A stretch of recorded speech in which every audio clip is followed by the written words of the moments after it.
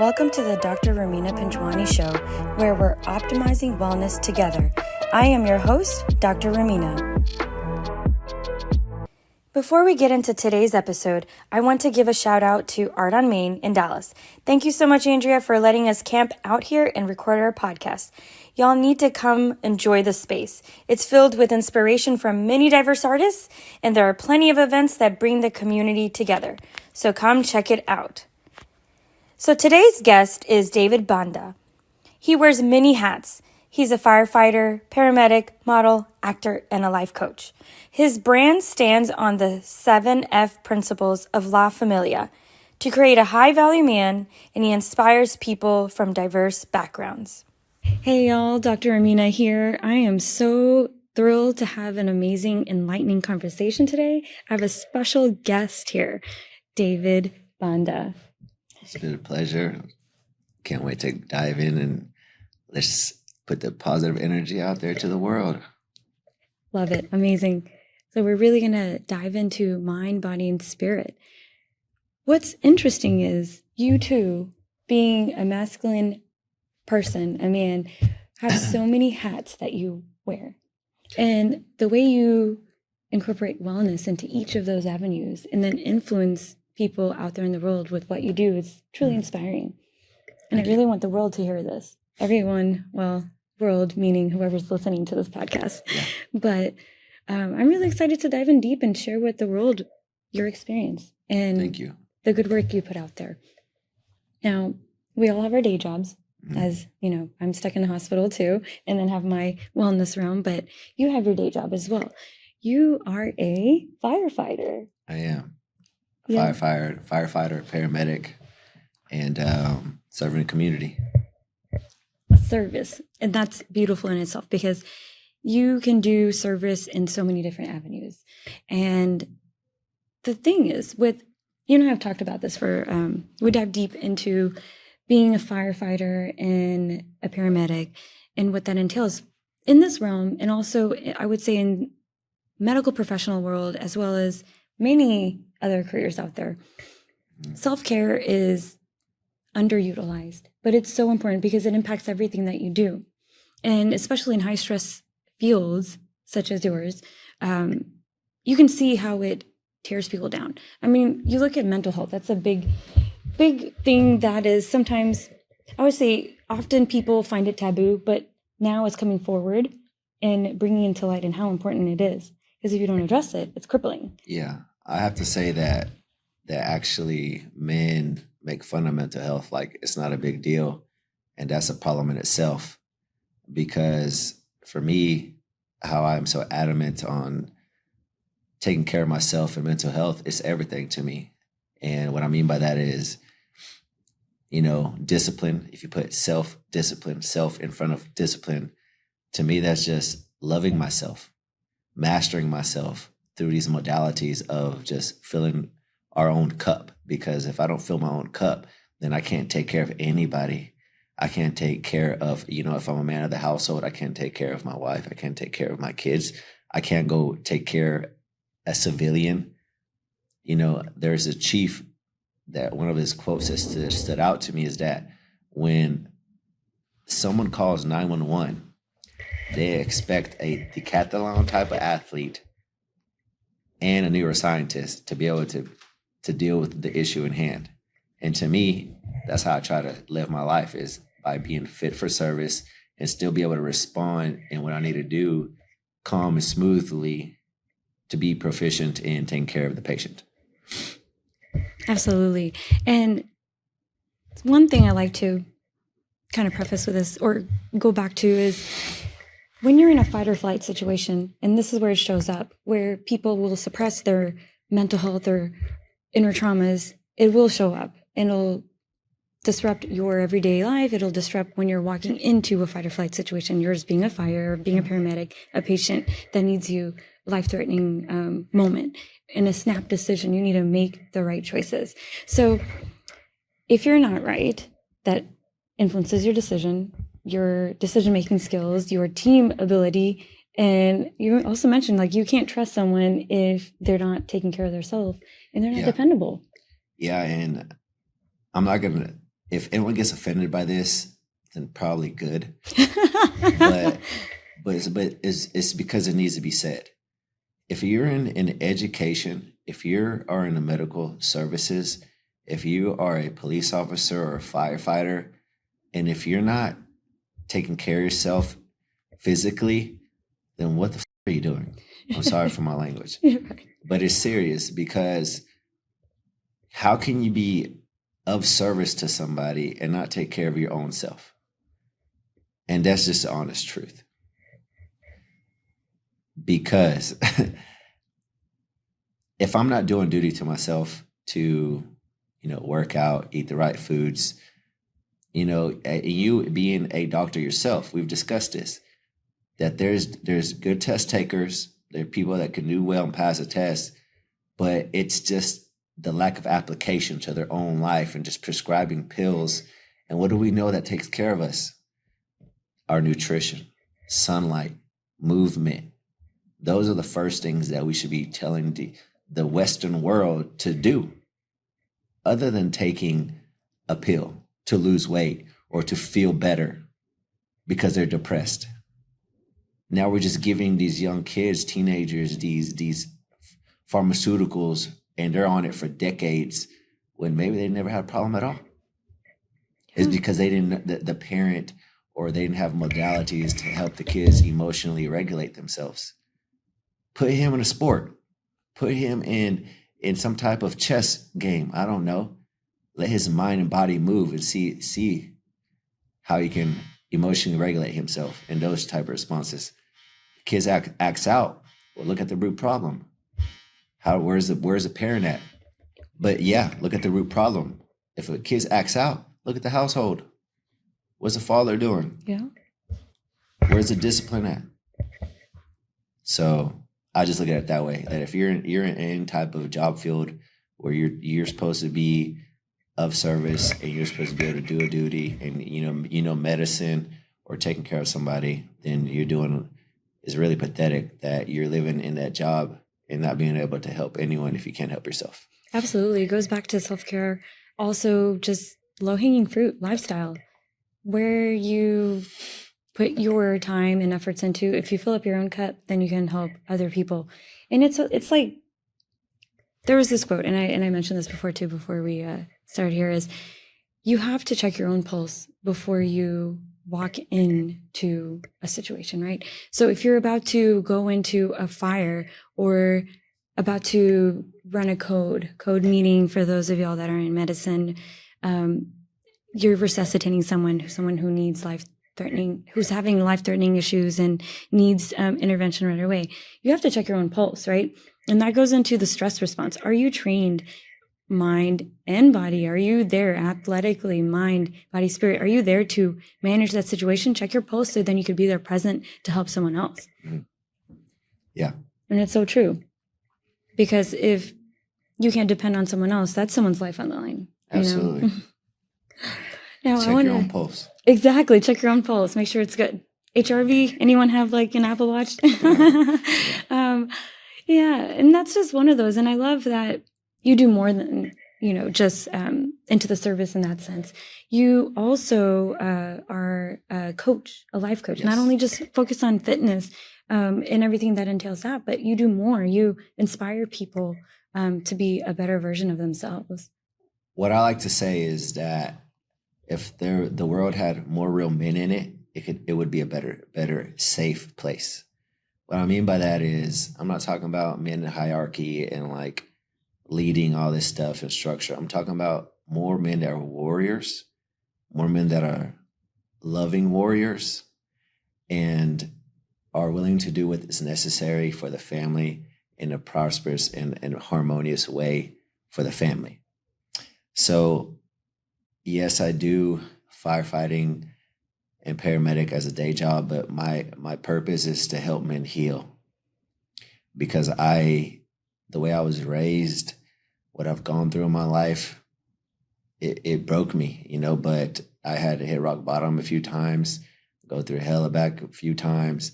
But just the fact that I keep on fighting and want to be better, I know that I'm here to serve others and help others. So I like to call it a high value man, because with my coaching, if you follow these principles, you will be a high value man for society. Yeah, and there's more to that. And it makes me think back to what we talked about is trauma, right?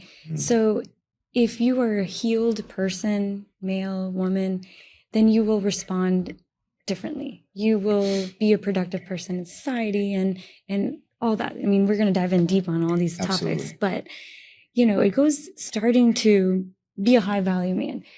Those principles are, you hit not just the coach part, right? You actually are hitting the whole holistic wellness realm, mind, body, spirit, and also adding in what's valuable skills in life and starting young, because if you want to change the trajectory of the next generation, you have to start somewhere, right? Like we talked about this, we come from humble beginnings, from immigrant parents, where at that point it was just survival. So we have to change the trajectory. So, let's talk about that. Having generational trauma that's built up and how you could break that cycle in multiple avenues. Yeah, so basically, if you don't know this, your bloodline, your body stores 15 generations of trauma in it. And you can Google that, do your own research. But what that means to me is that I'm holding 15 generations of trauma of my ancestors. And that's why I always say that either you can pass on generational blessings or generational trauma. And it's up to you, it's up to us men to break that generational curse and start giving generational blessings. And that's by being cognizant that we have a problem. I had to wake up and be like, I am not okay. I have to heal. And through what I've learned in life is just you have to master thyself. So the one thing that I would want to give to y'all is the first principle of F7, La Familia, is frequency. Because if everything is energy, and if you don't know this, our heart has an electrical and mechanical way of working. So automaticity in the heart, it sends electrical fire on its own. Your heart operates on its own. So then you have neural pathways. Whatever I perceive through my eyes goes into my brain, to my neural pathways, and I'm able to perceive it in this realm. That is electricity impulse. Then it sends signals to my central nervous system and for me to be able to move with my body. That is all electrical impulses. And then when you meet someone, have you ever entered a room and you felt the negative energy, or maybe you just heard them probably talking about you? You can pick up on those frequencies.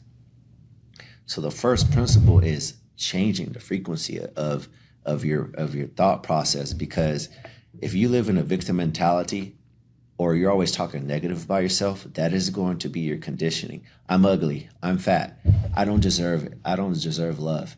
That's literally going to be your storyline of your life. So first thing is no negative self-talk. Stop talking. Don't call yourself stupid. Don't call yourself nothing. You got to be positive with how you view yourself. And let's go into a cell. In a cell, you have a positive, a negative, and a neutral. So when you wake up in life, when you wake up, get out of bed, you can either choose a positive life or a negative life. I am beautiful. I am confident. I am strong. I am a leader.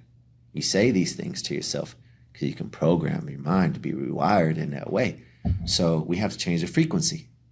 And I like to share an example is if I'm in New York and I'm going to California and I put the coordinates in angles, because everything is energy and it can go into, it is connected to math too. So if you put those angles in and I get in an airplane, I'm a pilot driving to New York to California. If I just change it 0.001 degree, I'm going to end up in Mexico. So learning that you can change your life by just a thought alone in a positive way, that is the way you're walking into your higher self. And most people really struggle with the first part, is changing the positive and walking into your higher self and just changing the mindset. But that's why I practice, like, sit with yourself, meditate, listen to frequencies, read these books about becoming rewired, Joe Dispenza's, and study it. Because if you read books and learning how our ancestors healed and how we can rewire our brain, you're going to start understanding that everything is just frequency. And it's just, we can create our life by manifestation. Me sitting right here, I've manifested this. My whole life that's created behind being on a podcast, I've manifested this by my thought alone. And I remember sitting in meditation saying that I need to be speaking to the world. And this is where I'm at now, by thought alone. And God gave us free will or consciousness to do so. Yeah, and I want to say also a little bit of that background, that neuroplasticity. You are changing your brain chemistry, which goes off and sets off biochemical reactions, and it does rewrite your genes. So you respond certain ways, right? It goes into simple terms, chemical messengers, right? You're going to set off neurotransmitters, hormones, adrenaline, noradrenaline, all those big terms, but that turns into positive feeling, energy and feelings and mood, or negative, because that's what you're feeding yourself. So it's real world science, y'all. Exactly. So, you can't, let's dive into how we're talking about changing the frequency into a positive. I would love to hear your side of it from the science side of how, if someone is negative and is chronic to their negativity, what does it do to the body? Yeah, absolutely. I mean, you're going to hold that stress. You see someone, if they have a healthy self-image, a healthy lifestyle, you're going to see it. It's going to manifest in the way that they present themselves, the calmness, or how they view life, the self-talk, but also what they do, how are they living life, the lifestyle, what they're putting into their body, their stress response, their relaxation, their relationships, mind, body. But it actually does, there was actually an article I read, and it said if you're more prone to negativity, then there will be an imbalance of, and you guys have probably heard, serotonin, GABA, dopamine, all those responses are actually altered, and it manifests in the way that you act. If you're positive or negative, that actually is adjusted. And if you can adjust it. Of course, you have the ability to tap in through food. And I'm going to kind of go off on a tangent, just a little tangent, but what you put into your body, because it goes into that gut-brain axis, right? You have two brains, technically. I know people don't say that, but you have the main brain, which is your nervous system, right? Of course, the brain is the central nervous system, brain spinal cord, but there's also a second nervous system, right? You have the enteric nervous system. And the microbiome, the bacteria that grows in your body, it is connected. It's connected through what you eat and how you live your life. If you're a stressful person, that cortisol, that stress hormone, is going to interfere with everything you do. So if you eat terribly, if you're eating the sad American diet, if you're doing all the inappropriate things that might be just fun, it will throw off your entire microbiome, your biochemistry, your neurotransmitters, and it's connected in a sense through that vagus nerve, right? That nerve that connects you from the gut to the brain. So everything that you do and what everything you do does influence both. It's the bidirectional aspect. So there's serotonin and dopamine receptors both in your brain as well as in your gut. So what does that tell you, right? That self-talk, if your brain is inflamed and your gut is inflamed, it's bidirectional, right? And so easy things that you can do, of course, eat things that are not going to be inflamed. It goes back to sleeping right, because that taps into all of those neurotransmitters and hormones. If you're chronically stressed, right, if that mental health is off, it's going to tap into that gut and the rest of your body. Then that presents in, of course, brain fog, maybe being moody, libido's off, everything that you could think of. Maybe you got extra belly fat, but it's all connected. Yes. That's my little take. Thank you. Thank you for sharing that. And everyone needs to understand that is Hippocrates was an old philosopher and in science as well. He said that every disease begins in the gut. Absolutely. Yeah. And if you realize that, if you have a heart condition or a brain condition or anything, it all started in the gut. And the Western world, they only eat off pleasure and celebration. And the Western world will condition you to eat these fast foods all the time. Being in honestly, if you look at it, let's break it down. Say you wake up, you already didn't sleep well because you're already stressed about the life you live in, and you're miserable in the life you live in. So you wake up, and we've got blue screens too. Scrolling on social media. Yeah, you wake up, you wake up, yeah, you know, fight or flight already. You're already in a rush. Exactly. Putting clothes on, brushing your teeth, you're out. Then you're sitting in traffic. Then you're getting angry at traffic, and you got to drive 30. You sit in the car 30 minutes, 40 minutes to work or whatnot. Then you sit in the desk for 8 hours. Where's the movement? You're not getting no sunlight. You're eating. Then you order out. People bring donuts. Then you and that's breakfast. Yeah, that's breakfast. Then you're eating like shit for lunch. Then you get back in your car, drive 30, maybe an hour because of traffic. Then you sit at home, you watch TV, and then you order out, bring it in. You don't even cook your own food. You literally haven't done it all day. And that's the Western world, that there's no movement. Our ancestors used to walk miles. You know, the hunters and gatherers. You know, the hunters, the males would have to go out and hunt. That was the whole purpose, and that's what I like to say is that a man that has no purpose is a drifter, and you can easily be controlled by negative energy because it's all about the hunt. It's all about the pursuit of purpose of what we're working on, and that's why I help with really diving into with the individuals that I work with is why are we here? What, you know, for the people that watch this. They already know that the mind, body, and soul are connected. And this isn't our first time here. We're here to live better than we did in our past lives. You know, reincarnate. I believe in reincarnation.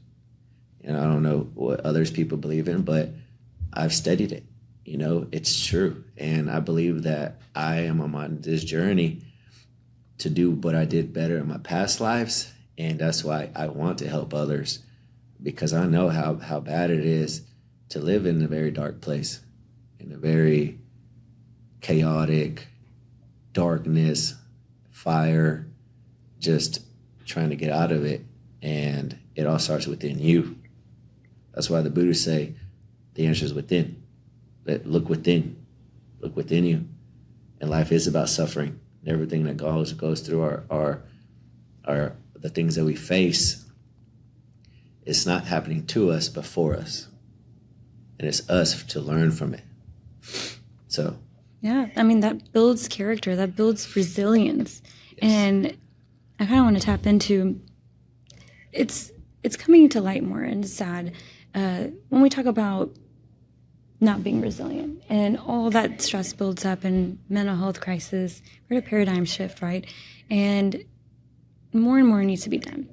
When we talk about our day jobs, people, I would say, sadly, you're in the line of service, but the self-care is so bad, and the eating and everything that you do works against you, and it doesn't have to be that way. There's things you could do, but the suicide rates are so high, and that's so sad because you're out there taking care of everyone else, but the suicide rates can be preventable.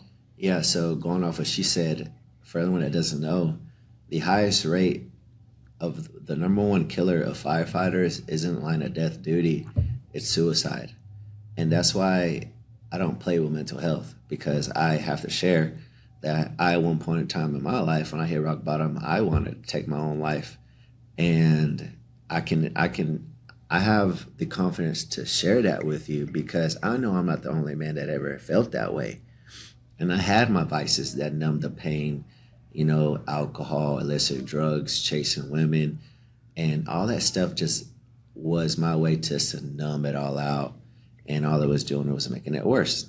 Absolutely. That's like the self-soothing manifestation that comes out. What are you covering? What's that root cause, right? Exactly. Yeah. So when it comes to, you know, like firefighters and mental health, you know, it's because they see that the normal person won't see. And it's sad that it's now getting into, you know, that we need to start taking care of this issue now, but it's been going on for a long time. The stigma of men and mental health and not be able to express emotions. Like, to me, I value when people say men don't need to cry, that's stupid. Like, it all comes down into the perspective, but you know, you will never see me whining and complaining like a victim, like a little baby. No. But I promise you that I've cried multiple times in a happy way. I watched a Disney movie the other day and I was crying. Okay, what's your favorite Disney movie? Yeah.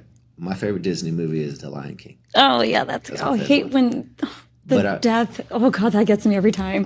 When the dad dies. Oh, when Simba dies. Yeah. Yes. But for example, like I was watching Toy Story 3 when all those toys were going down, they're about to get burned. I was tearing up. I mean, that's traumatic, man. Yeah. But that's what I share with y'all is that, like, most toxic men that are narcissistic have big egos. They manipulate for their darkness. You know what the problem is? It's the wounded child. It is their child that never got loved. It is the one that wasn't taught how to be a man because the father was absent or the father couldn't even emotionally regulate himself. But that's what toxic masculinity is the wounded boy. And that's why I think about it. If you're dating a man, from the woman that's watching, that throws tantrums, that doesn't know how to direct and lead you, that spends money all the time on materialistic things, that's just little toys. It's the young boy within them that's not healed yet. So how do we get those men to heal? Well, they got to realize that they have a problem. And it goes into us, mental health, reaching out. What can I do? Therapy, trying to, the second thing that takes firefighters' lives is cardiovascular disease. And this is why I can't stand it, is that there's just no way that I could let my physical body get in a bad shape where I'm struggling to put on my shoes or play with my kids. That is pathetic. Like I said this earlier, I said, who comes saves the day in a superhero movie? That is jacked usually. Am I right or wrong? You're always going to have those like picturesque, perfect physique men. Yeah. And I have to share when it comes to everything that we do, I went to a conference called the All In Conference here in Dallas about a month ago. And all these men were talking about being closer to God and being in the best shape of your life, because that helps you be a better person. It helps you be a better father. It helps you be a better husband. And it's crazy because I've been around a room with some wealthy people, and they've even talked about having all the money and all the cars. But they were sad and they wanted to commit suicide. But you know what was missing? Their health. They said that when they started working out and eating better and not drinking all the time, that's when they felt the best. That's why if anyone that thinks working out is silly or putting themselves first for their health, it's for their wealth, it's for themselves. And that's why I say those people that had all the money and things, that had holes in their game. That's why when you're a high value man, you're a circle. There's no holes in it. There's nothing open. You're whole. You're the high value man, and you got to hit on all factors in it. And it goes into the people that are trying to get there, to get the wealth. It takes if you can get a six. Did you know there's data that says that it's easier to be a millionaire than to have a six pack? I believe that. It is more simpler to be a millionaire than have a six pack. It takes discipline. That's how weak the world is. That you can't even be disciplined to stick onto a routine to just get in some type of shape. Y'all, if y'all aren't watching YouTube and you're just listening, you got to see David is I would say one of my anatomy books. He would be a good picture in there, but so he takes care of himself. So he's masculine, and he's talking about stuff. It's normal that people go through because humans are complex, right? We're not a body of organs, mind, body, spirit. I believe in that. Mental health is so important, and it's connected. Harvard, one of the top Ivy League institutions, just started. It's one of the most prestigious institutions, number one. Number two is even their psychiatry department. They're actually publishing data that what we've been talking about holistically is actually coming to the forefront, right? They're putting it into studies so it can communicate with the conventional world, the traditional medicine. And it really does dive into what they saw with mental illness. If you combine the holistic aspect, it shows improvement. So you have non-responders. The traditional aspects would be just throw an antidepressant and maybe do like some sort of conventional therapy. But if you add in even those, if you compare it to the holistic approach, right, you do have a certain amount that will respond. It's life-saving when you need it. That's great. However, if you compared, I think the percentage, it was like a 90% to 30. So 90% of the group that had a holistic approach, and some of them being, of course, diet, right? If you look at the inflammatory diet, that contributes to mood. It really does. Again, the gut-brain axis. And what they found was doing that along with the mindfulness, the other components, that the spirituality, all that, the group, the community, and then some of them actually added like ketamine and like microdosing and stuff. So we get into like the psychedelics, and that is a whole different discussion. But you gotta watch those for the next episode. Exactly, we'll dive into psychedelics. Exactly, we're gonna drop a part 2 and maybe more. Who knows? But it just goes to show that even in mainstream prestigious institutions are even bringing forward mental health as more than just as, diagnosis wise is just calling you depression or schizophrenia or not. It's a bandage approach. You got to get to root cause and address it. There are things you could do. And you don't have to be lost. You don't have to be another stat to be like a person that committed suicide. We look at people that have diabetes and heart disease and you throw medicine and you say diet, lifestyle, but we don't really like emphasize what that means, right? It's normalized. We got to normalize everything else. Yeah. So I want to share with y'all that my father had high blood pressure, high cholesterol. He had 2 strokes and I believe a heart attack. And it was all because of the Hispanic culture. Like I said, most people eat just off pleasure and celebration. And in the Hispanic culture, I had to break this conditioning within me. Like, in my culture, they're always drinking beer all the time in celebrations, quinceañeras, weddings, graduations, whatever. And it's disrespectful to tell a mom or a grandma, no, I don't want any more food. Like, they want you to continue eating it. And I used to be chunky fat when I was younger. And, I remember getting bullied. So energy, everything's energy, right? So I like to say emotion, energy in motion, because everything that I remember from my life was very emotional, impactful to me, to my conscious, my subconscious, and to my body. And when it comes to me breaking those conditioning, I was like, I'm tired of being a fat kid. I don't want to be bullied anymore. And then I would always, as a young man, we inspired or idolize other people, which I don't think you should idolize anybody, but like I would, be inspired by wrestlers or actors or The Rock, like, oh, I want to look like him, but you would never look like him. You're going to look the best version of yourself. Yeah. And I had to break away from that.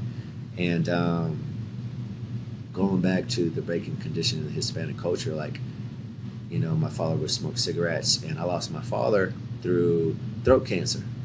And my mom also has type 2 diabetes, high blood pressure, high cholesterol. And it's all through the diet. It's all through the culture. Who has the highest rate of living? Who has the highest rate of living in our cultures? The highest rate of living? The Asians. I mean, that's part of the blue zone too, right? Like certain Asian cultures, exactly. Right? So it's the Asians. You really don't see a sedentary or overweight, or I guess sumo wrestlers, but they're just trained for that. But ideally, the rate of living for cultures is Asian because of their diet. And for me, when I learned conditionally to see my father always finish his plate. So when I was in my 20s, I would date people out of my culture, and I'm like, why are you not eating the rest of that? Like, you're saving that for later? Like, it was so weird to me. Yeah. Because even if I wasn't hungry anymore, like, I had to just eat it because it was on my plate. And I never learned So I always ask my clients, and ask yourself this: what is your relations? What is your relationship with food? Why do you eat it? How does it make you feel? Do you eat it for comfort? Do you eat when you're sad? Are you really eating for your life? So what is your relationship with food? Write it down. Ask it to yourself. And talk to yourself. Because I had to break that conditioning with myself, because I never knew how to stop. Even when I was in paramedic school last year, that when I was going through stress, I know I was an emotional eater. I had to stop, because I would always get in a real good shape, and then I would lose it because I didn't know how to emotionally regulate and handle anxiousness or a little depression, I guess you could say. So I had to learn to this is aware right now. Now, how can I do my best to regulate my emotions? And I had to go for a walk, or I had to play some music, or I had to do something for me to not to go back to revert back to the old ways.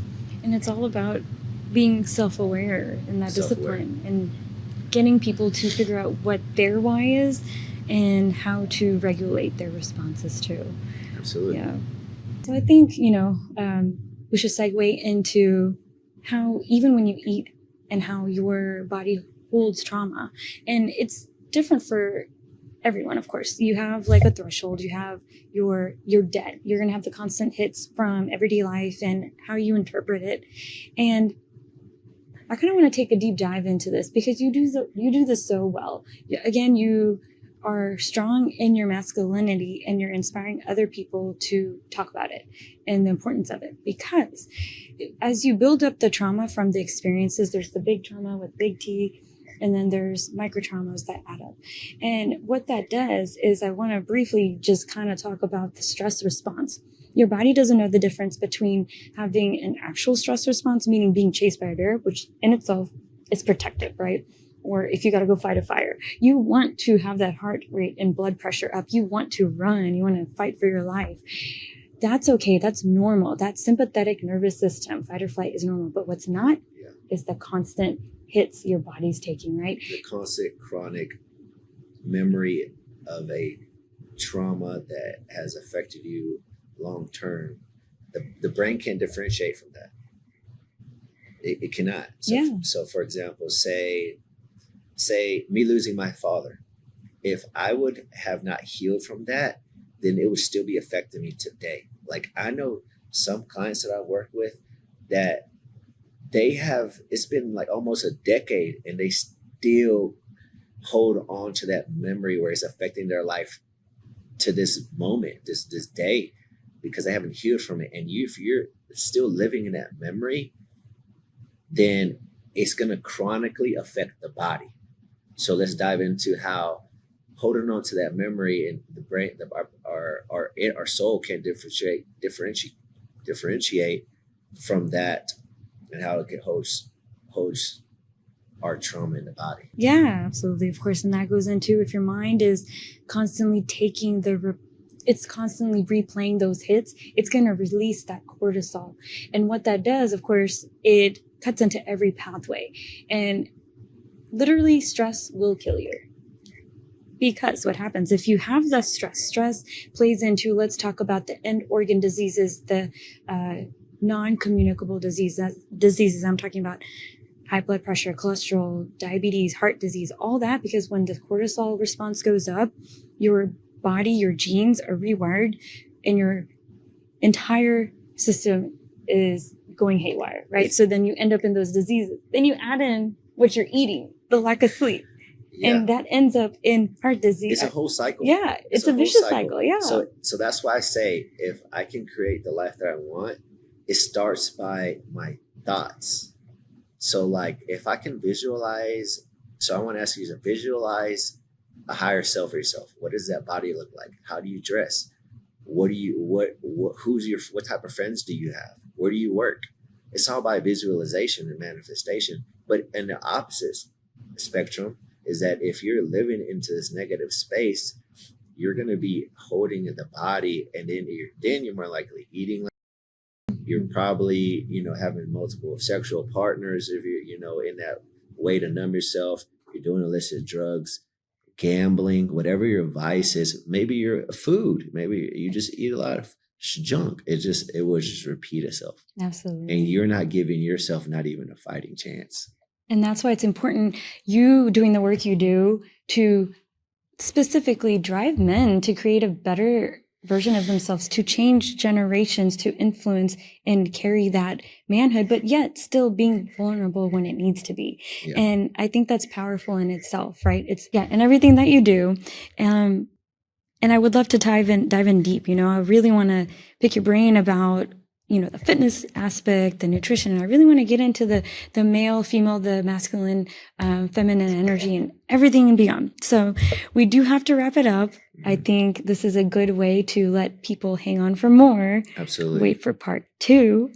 And if you want to learn more about David, it's going to be in the show notes below, how to work with him, or just learn about him. If you like him, talk to him. He's great.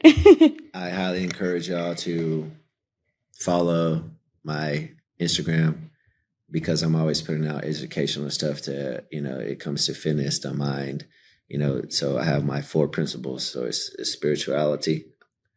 I have my 4 pillars.